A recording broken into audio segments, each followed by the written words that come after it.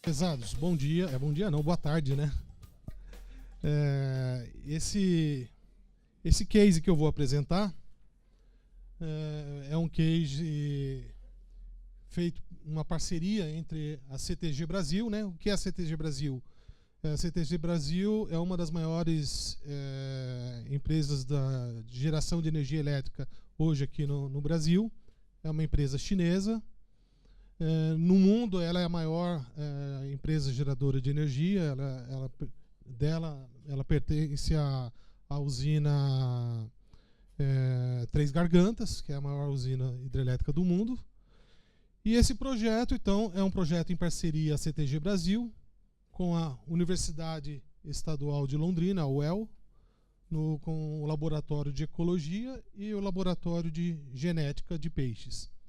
E o nome do case é Ecologia e Manejo de Peixes. Bom, eu começo minha explanação com uma pergunta, né? Soltura de peixes, né? É uma solução ou é um problema? Depende, né? Ele pode ser uma solução se for de uma forma bem encaminhada, se você primeiro fez uma caracterização daquele ambiente que você vai querer, se você quer soltar o peixe, para ver se naquele local aquela espécie é importante naquele local, se ela vai sobreviver, enfim. E pode ser um problema também, como muitas vezes acontece, das pessoas sem nenhum conhecimento, por acharem que vão estar ajudando a ecologia, ajudando a natureza, ajudando o meio ambiente, pega lá 1.000, 2.000, 3.000 peixes de qualquer espécie sem nenhum conhecimento e solta num rio. Então isso é um problema. Uma outra questão bastante importante é essa frase de baixo aqui. As espécies e quantidade dos peixes soltos exigidos em contratos de concessão e em condicionantes de licenças de operação estão corretas? E essa outra questão é muito importante. Por quê? Nos contratos de concessão das empresas geradoras das hidrelétricas, tem um número lá que eu gosto de chamar de número cabalístico, porque é um número, tal empresa tem que soltar tantos milhões de peixes no rio. A outra empresa do setor elétrico, mais tantos milhões de peixes no rio. E isto sem nenhum critério técnico, científico. Isso porque alguém um dia falou, olha, vamos soltar, a empresa vai ter que soltar tantos milhões de peixes. Então, e isso também vem dentro das licenças de operação das usinas, mas sem nenhum critério. E isso nos incomodava muito na nossa empresa, na CTG Brasil. Foi quando nós buscamos a parceria da UEL, Universidade Estadual de Londrina, para exatamente descobrir o quê? Isso aqui, ó. O que soltar, o quanto soltar e onde soltar. Então, quando eu falo o que soltar, qual espécie de peixe soltar no rio? O quanto soltar, quantos peixes nós devemos soltar no rio? E onde nós devemos soltar? Quais locais precisam de soltura de peixe? Então, essas três perguntas são muito importantes dentro desse estudo. E, dando continuidade aos estudos, esse aqui é um passo a passo que nós seguimos, né? O que fazer para conservar? Primeiro, fazer o levantamento da ictiofauna, fazer um levantamento de toda a fauna de peixe do local aonde você quer soltar. Quais os componentes do sistema, né? Naquele rio existem tributários, os tributários são os rios que desaguam no leito principal do rio. Então, esses tributários são utilizados como rota de migração para a reprodução de peixes? Será que existem lagoas marginais nesse reservatório que são utilizadas como berçários dos alevinos, dos peixinhos pequenos? São utilizados como locais propícios para ele refúgio contra predadores, enfim. Quais as inter-relações entre esses sistemas? Qual é a estrutura das populações de peixes daquele rio? Quais os peixes que tem naquele rio? Formou-se o reservatório, quais as espécies que não habitam mais aquele ambiente? E quais as espécies que depois da formação do reservatório passaram a existir naquele local?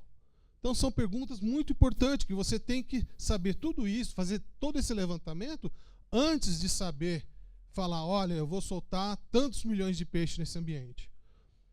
Então nós devemos concentrar os esforços delimitando as áreas de reprodução, ou seja, focar as áreas de reprodução, identificando o quê? Os ovos, as larvas e os peixes juvenis daquele local. Poxa, mas como é que eu vou identificar ovo de peixe, larva de peixe? Peixe juvenil até dá, você pega um bichinho pequeno, você fala, isso aqui é um lambari, né? Mas ovo e larva de peixe é difícil.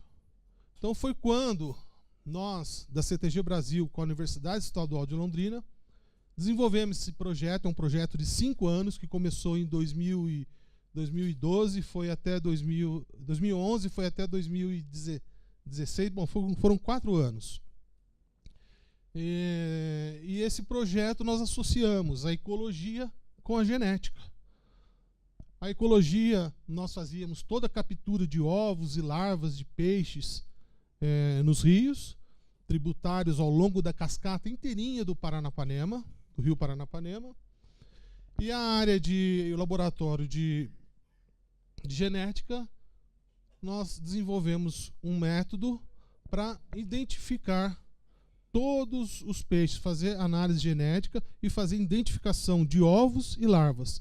E nós conseguimos 100% dos ovos que foram capturados foram identificados. Olha, esse ovo é de bagre, esse ovo aqui é de pintado.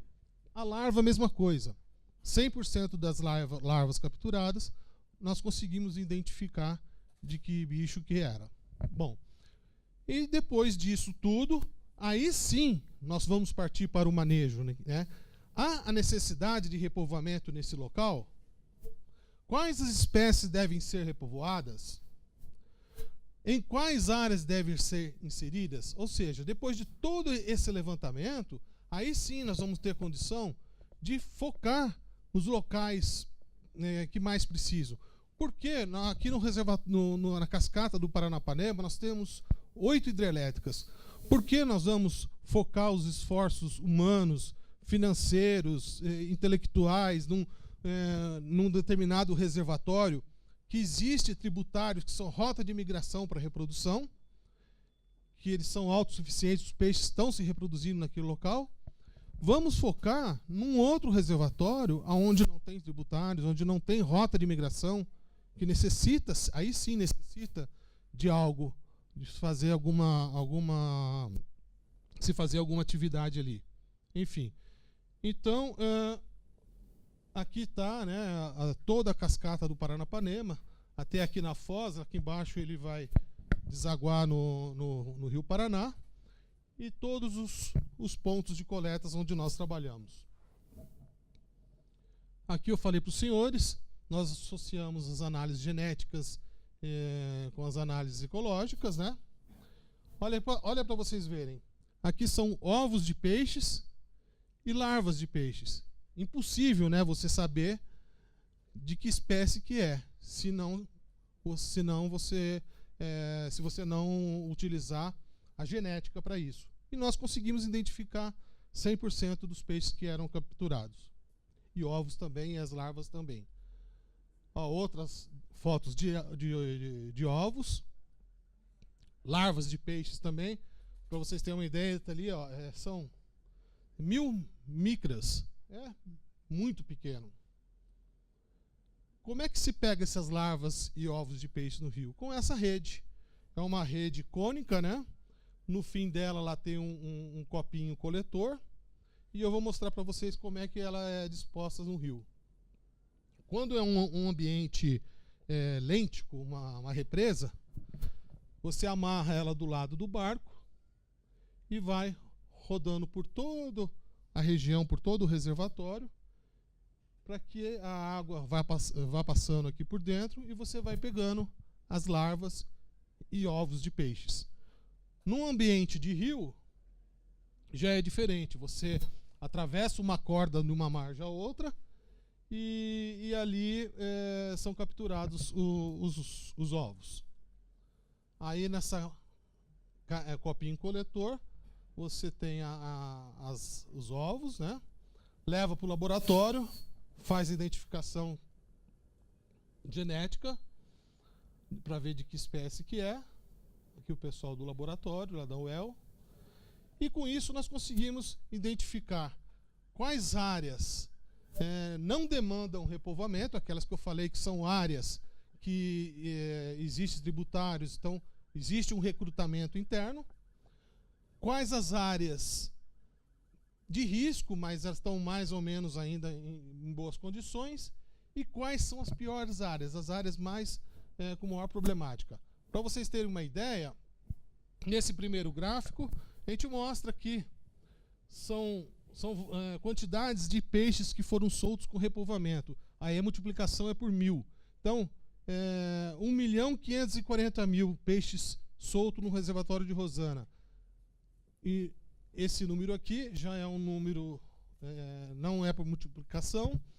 Você teve dois peixes capturados, quer dizer, apenas dois recrutamentos. Então, por que isso? Porque existia uma certa problemática na maneira de fazer o repovoamento, né? Piapara a mesma coisa, o Piava Três Pintas também. Eu sei que meu tempo já venceu, mas o que aconteceu?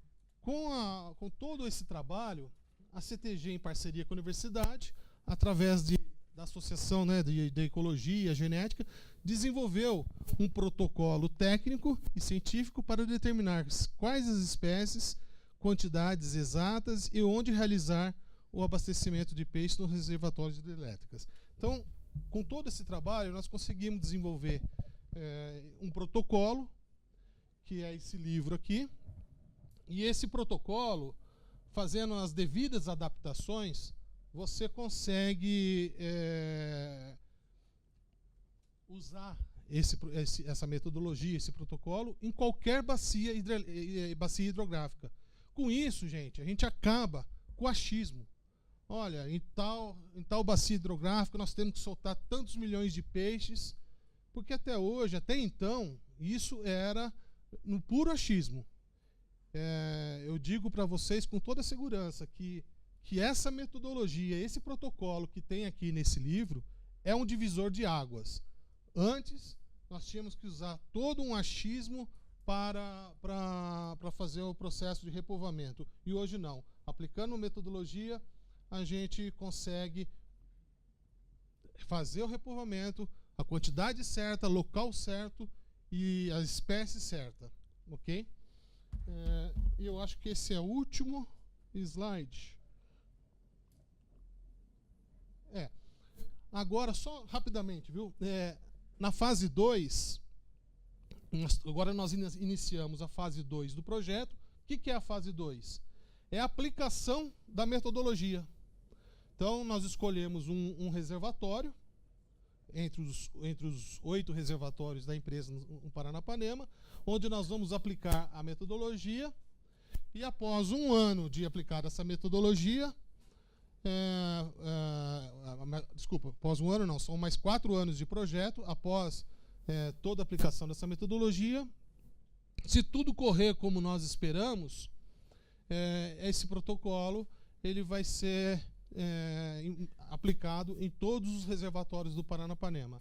Essa foi a condição que o órgão ambiental nos exigiu, né?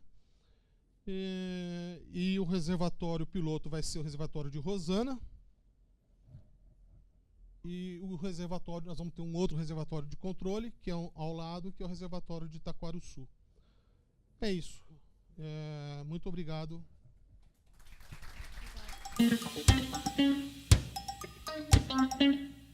Obrigado.